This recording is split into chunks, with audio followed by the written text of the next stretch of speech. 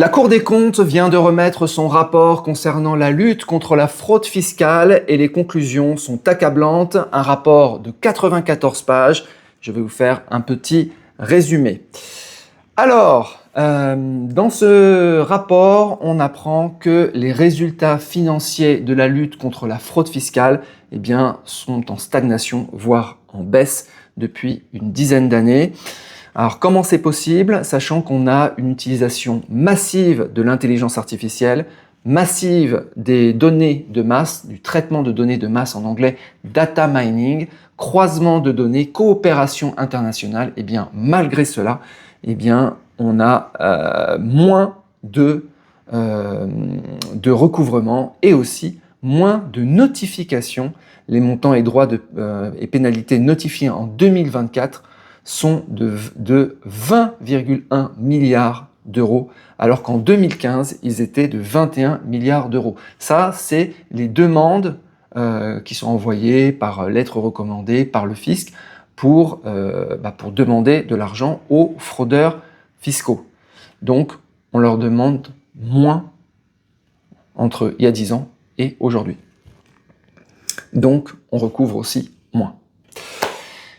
Attention tout de même, le rapport pointe la confusion totale entre la fraude fiscale, l'évasion fiscale et l'optimisation fiscale. Ce sont trois choses différentes.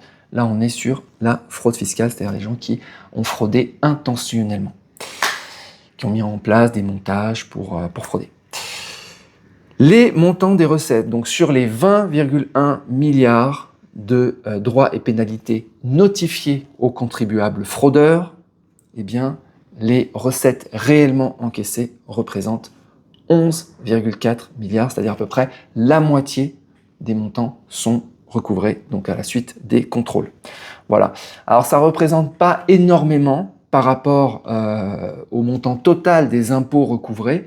Le montant total des impôts recouvrés en 2024, c'est 718 milliards. Donc la fraude fiscale, c'est seulement 20 milliards notifiés, dont 11 milliards seulement récupérés, 11 milliards sur 718 milliards. C'est vraiment très faible en fait. Voilà. Utilisation massive de l'intelligence artificielle qui ne sert à rien. C'est-à-dire qu'ils ont des tonnes de données, ils brassent des données, donc du data mining. 44% des contrôles aujourd'hui, donc presque la moitié des contrôles, sont effectués grâce au data mining, c'est-à-dire à l'analyse de données. Seulement ces contrôles aboutissent-ils à du recouvrement? Est-ce qu'il y a des résultats financiers de ces contrôles? Et la réponse est non, puisque c'est la moitié des contrôles, donc 44%, mais c'est seulement 13,8% des droits et pénalités donc recouvrés. Donc c'est vraiment très faible. Voilà, c'est rien. Action judiciaire pénale, donc les dossiers transmis, alors là entre 2018 et 2024, on a une augmentation des dossiers transmis, plus 125%. On a montant total d'impôts éludés dans la justice et saisi chaque année 800 millions d'euros. Le montant de la fraude moyen transmise au juge, c'est 400 000 euros. Okay. Le nombre de condamnations pour fraude prononcées chaque année, c'est entre 650 et 700 condamnations. Voilà. La part des condamnations incluant des peines de prison ferme, c'est 17%. Okay. Et le montant moyen des amendes pénales prononcées en 2024, jugé très inférieur aux peines encourues, est seulement de 33 500 euros. Voilà. Donc des résultats catastrophiques, des moyens mis en place qui sont énormes pour des résultats plus que contestables. Voilà les amis. Écoutez, ça ne veut pas dire qu'il faut frauder, évidemment, mais ça veut dire qu'on paye le fisc pour rien, puisqu'ils n'arrivent pas à faire leur travail correctement. Après, il faut bien comprendre que l'intelligence artificielle, le data mining, ils ont toutes les données en long, en large et en travers, ils font les croisements de données, etc. Mais tout ça, ça nécessite des data scientists, c'est-à-dire des gens, des systèmes pour processer, comprendre, analyser en fait ces données. Et si les systèmes ne sont pas mis en place, c'est juste un brouillard, un chaos de données totalement inutilisables. Et je pense qu'on est dans cette période aujourd'hui.